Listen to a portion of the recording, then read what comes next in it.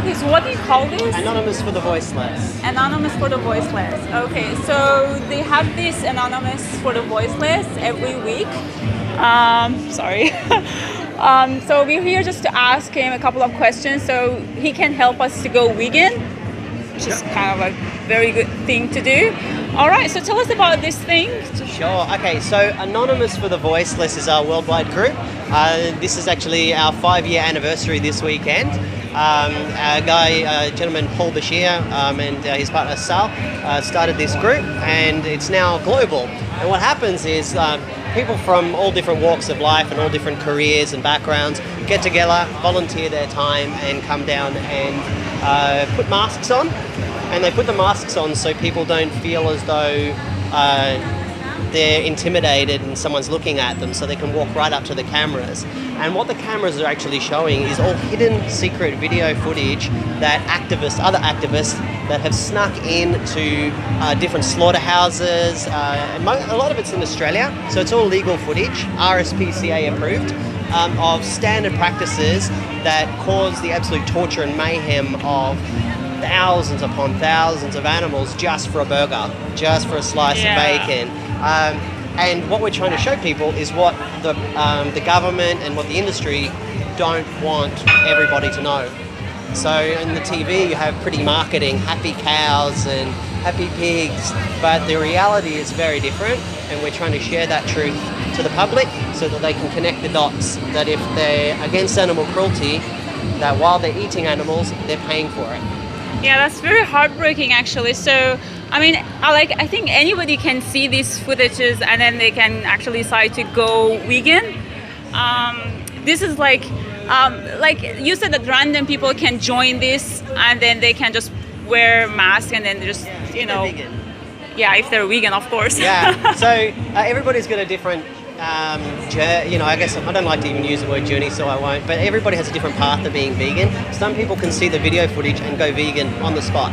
Other people, they've got a lot of family pressure, so their parents, their brothers and sisters are non-vegan, and then they see what you're doing and say, oh, why are you going vegan? Oh no, you're going... I'm struggling with the same issue, trust me. Of course, so I won't go through the same thing, but my family now accepts that I'm vegan, and for a long time they wouldn't accept it, so they're always trying to feed me, animal products. But the essence of it is, as long as you're consistent in your values, that you are against all animal cruelty and all forms of exploitation, then it's easy. As long as your reason why is stronger than their reason why, you'll always win. Yeah, that is actually true, because some people think that if you are vegan and you just, feed from plants, you just get weaker and weaker. You cannot do workouts every day. I mean, this is absolutely untrue. Yeah. But thanks for sharing your thoughts with me. Yeah, actually this shirt is like... So this shirt says, I see no difference. And what I try to explain to people is when I say, what is your favorite animal? And they'll say, oh, it's a dog. Have you ever had a dog in your life? And I say, okay, well, what is the similarities? I don't try to look at differences. I say, well, what are the similarities between these animals? How many noses do they have? How many ears do they have? How many legs do they have? That is very true. And do they feel pain? Do they cry? And when you come down to it, the only difference is their size and whether one moves or one barks. That's it. That is very true, my friend. Yeah. I mean, I always ask myself, what is the difference between a sheep and a dog? We always turn these animals into pets. Yeah. So sheep can be a pet too, right? Yes. So what is the difference? You're just killing them no matter what. Because I asked a friend and he said, actually, dog is a pet and sheep is like, something to eat. I mean, oh man, that's not a logical answer, Yeah. So you make a really interesting point, and it's something that evolves as I've become vegan. I've been vegan for about 7 years now, and we talk in terms of pets. And if you look in terms of pets, you talk in terms of ownership, right? So I own this animal without actually understanding that animal is a sentient living being that wants autonomy over his or her own life. And a lot of people in Australia say, well, we love dogs and cats. Well, we're dog lovers, we're a nation of dog lovers. But the pound is full of animals that have been dropped off there and just abandoned. So I would question whether we're actually dog or animal lovers. But every time you look at any type of animal, I can't think of one animal that humans aren't exploiting. So whether it's a gorilla in a zoo, a giraffe in a zoo, or a dog that somebody bred to sell the puppies. And so let's say, oh, I really love animals, I want a Labrador. So you go to a Labrador breeder, but that mother has to be pregnant, has to give a painful birth, has a connection to that baby, and then a human, takes that baby away and gives it to somebody else that wants that dog. There's plenty of dogs in the pound that people could take and look after, but it comes back to the word pet, because they're a pet. Imagine if there was another being more intelligent than us, and they had us as pets of vegetarians. They're very similar in terms of what happens to the babies. So if you want a glass of milk, the process is you have to rape a bull. You have to shove an electrode up a bull, make him, give up his semen. You take their semen and you rape a cow. The cow grows one baby inside of her stomach for 9 months. After 9 months, she gives birth. Now try and imagine giving birth to a baby cow. Right? Once the baby's out, she has an inherent connection to that baby, much like any human, any animal or mammal would have to their baby.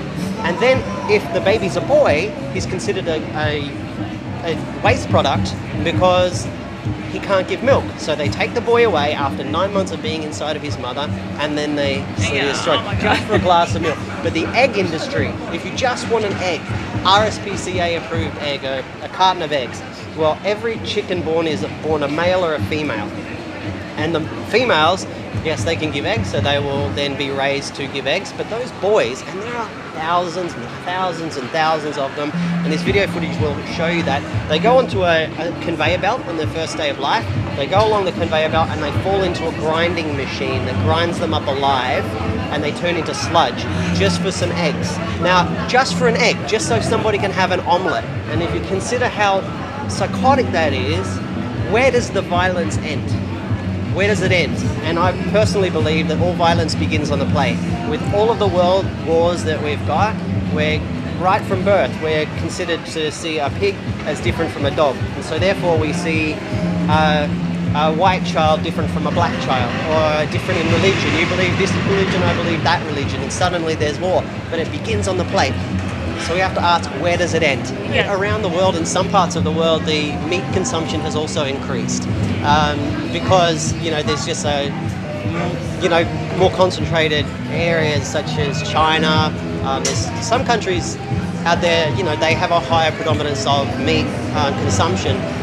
But no matter which excuse that somebody comes up with, what if I was on a deserted island? What if I was, what if there was nothing else to eat?